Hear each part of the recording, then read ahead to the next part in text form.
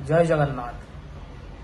जगन्नाथ महाप्रभु दारबी तनु धारण करी मानव लीला करुछन्ति पावन पुरुषोत्तम क्षेत्र श्रीक्षेत्र एवं सेठारे से विविध प्रकारर उत्सव मान भियाइछन्ति। एहा मध्यरे विविध प्रकार उत्सव मध्यरे साधारणतः आमे यदि चिंता करिबा आमे विविध प्रकार उत्सव कथा श्रवण करिछन्ति तथा विवाह उत्सव, व्रतोत्सव, पुस्तक उत्सव, जिला महोत्सव।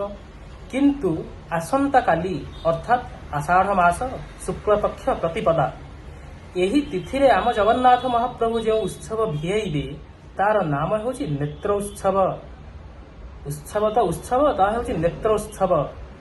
एई नेत्रोत्सव कौन ना एई नेत्रोत्सव होछि महाप्रभुंकर ये जो कला भ्रमर अर्थात कला डोळा से जो महाप्रभुंकर जो अपूर्व नेत्र से अपूर्व नेत्र जो कला डोळा जेतबळे काली भी तो नवजौवन दर्शन हब ना से नवजौवन दर्शन समय रे जेतबळे आपण माने जाइथिबे दर्शन करबाकू महाप्रभुंकू भीतर काठ पाखरे महाप्रभुंकर दर्शन हेउथबो सेठी आपण देखिबे महाप्रभुंकर से जो कला डोळा बा कला भ्रमर तार मध्य भाग रे टिके टिके छड़ा हेइथिबो टिके टिके लाल लाल देखा जाउथबो।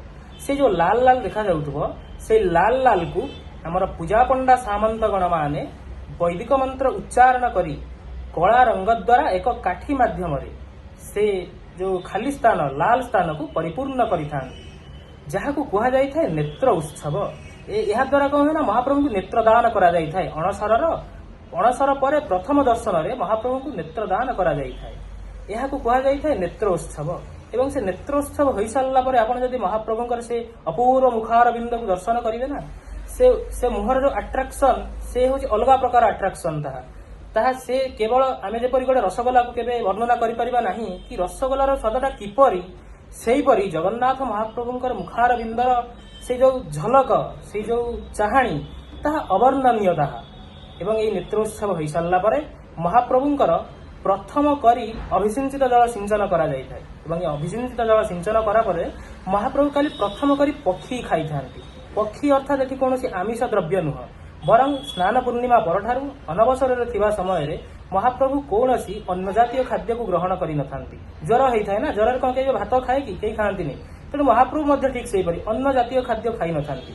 एवं आसंता काली प्रथम करी अन्न जातीय खाद्य को महाप्रभु ग्रहण करिवे। यह को कहा जाय श्रीमंदिर परिभाषा रे कहा जाय पक्षी ग्रहण कले महाप्रभु।